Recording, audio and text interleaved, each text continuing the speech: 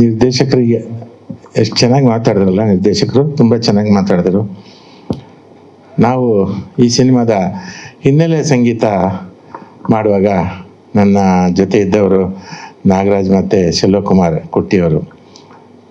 ನಿರ್ದೇಶಕರ ಮನೆಯಲ್ಲೇ ಸುಮಾರು 15 ದಿವಸ ಠಿಕಾಣಿ ಹೂಡಿದ್ವಿ.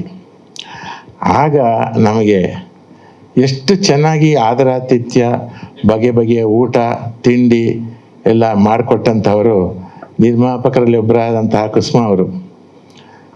ಆ ಮೇಡಮ್ ಒಂದು ಚೂರು ಇಷ್ಟು ಜನಕ್ಕೆ ಊಟ ಹಾಕಬೇಕು ಅನ್ನೋದು ಯಾವುದೇ ಇದಿಲ್ಲ. ಅವರೇ ಸ್ವತಃ ಅಡುಗೆ ಮಾಡಿಕೊಂಡು, ಜೊತೆಗೆ ಅವರ ಸೊಸೆಯರು ಕೂಡ ಅವ್ರಿಗೆ ಸಹಕಾರ ಕೊಟ್ಟಿದ್ದರು.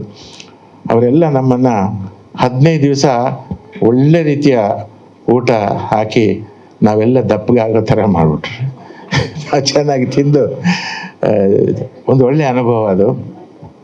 ಬೆಳಿಗ್ಗೆ ಎದ್ದರೆ ವಾಕಿಂಗ್ ಹೋಗ್ತಾ ಇದ್ವಿ ನಾನು ಮತ್ತು ಡೈರೆಕ್ಟ್ರು, ಯಾಕಂದರೆ ತಿಂದಿದ್ದು ಕರಗಿಸ್ಬೇಕಲ್ಲ. ಹಾಗೆ ಈ ಚಿತ್ರದಲ್ಲಿ ಮೇಘನಾ ಹಳಿಯಾಳ ಬಂದಿದ್ದಾರೆ. ಎಲ್ಲಿಮ್ಮ ಬನ್ನಿಮ್ಮ, ಅಲ್ಲಿ ನಿಂತಿದ್ದಾರೆ ಮೇಘನಾ ಹಳಿಯಾಳ. ದರ್ಶನ್ ಬಂದಿದ್ದಾನ? ದರ್ಶನ್ ನಾರಾಯಣ್ ಬಂದಿಲ್ಲ. ಆಮೇಲೆ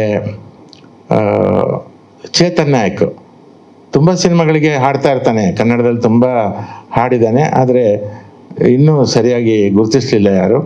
ಆ ಚೇತನ್ ನಾಯಕ್ ಹಾಡಿದ್ದಾನೆ, ಮತ್ತು ಶ್ವೇತಾ ಪ್ರಭು ಅವರು ಹಾಡಿದ್ದಾರೆ. ಯಾರು ಬಂದಿದ್ದರೆ ಎದ್ದು ನಿಂತ್ಕೊಳ್ಳಿ. ಆಮೇಲೆ ರಿಷಬ್ ಮೆಹ್ತಾ ಅಂತ, ಈತ ಮೂಲತಃ ರಾಜಸ್ಥಾನಿ ಆದರೂ ಕೂಡ ಕನ್ನಡ ಚೆನ್ನಾಗಿ ಬರುತ್ತೆ, ಚೆನ್ನಾಗಿ ಕೀಬೋರ್ಡ್ ನುಡಿಸ್ತಾನೆ, ಚೆನ್ನಾಗಿ ಹಾಡ್ತಾನೆ.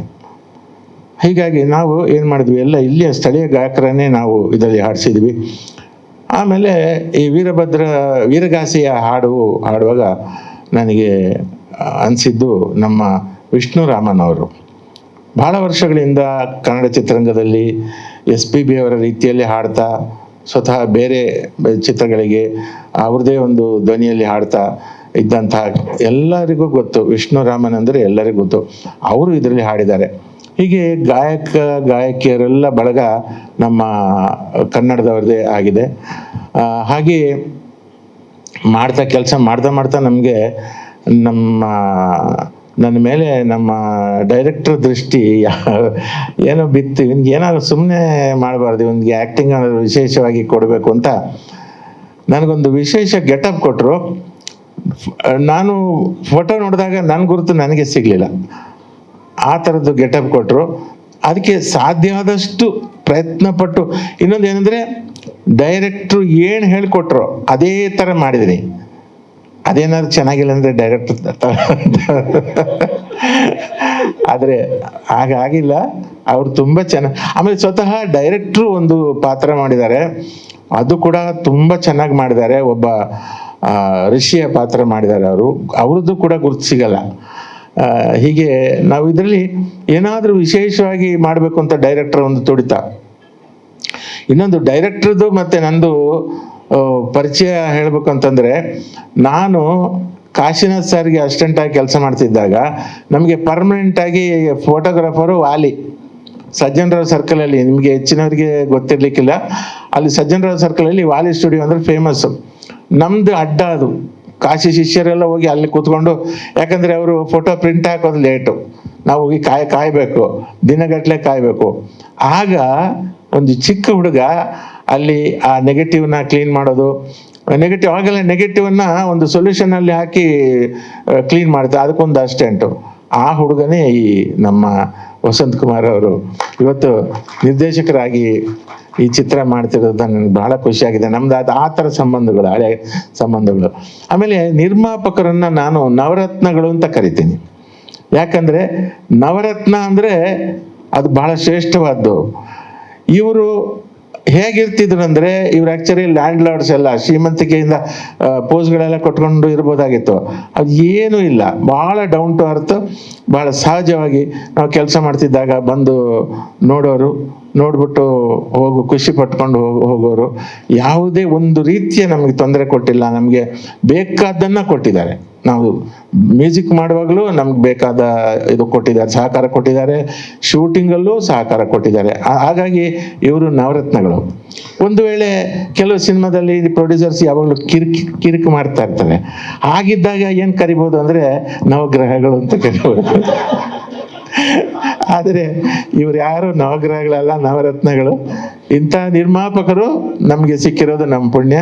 ಹೀಗಾಗಿ ನಾನೇನು ಹೇಳ್ತಾ ಇದ್ದೆ ಅಂದರೆ, ಈ ಸಿನಿಮಾ ಹೇಗಾದರೂ ಗೆಲ್ಲೇಬೇಕು, ಗೆದ್ದು ಅವರ ನವರತ್ನಗಳು ಮತ್ತೆ ಮಿನುಗಬೇಕು. ಹಾಗೆ ರಾಘು ಬಗ್ಗೆ ಹೇಳೋದಾದರೆ, ವಿಜಯ ರಾಘವೇಂದ್ರ ಬಗ್ಗೆ ಹೇಳೋದಾದರೆ, ನಾನು ಹಿಂದೆ ಒಂದು ಸಿನಿಮಾ ನೋಡಿದ್ದೆ, ಪುಟ್ಟರಾಜ ಗವಾಯಿ, ಇದು ಅದ್ರ ಬಯೋಪಿಕ್.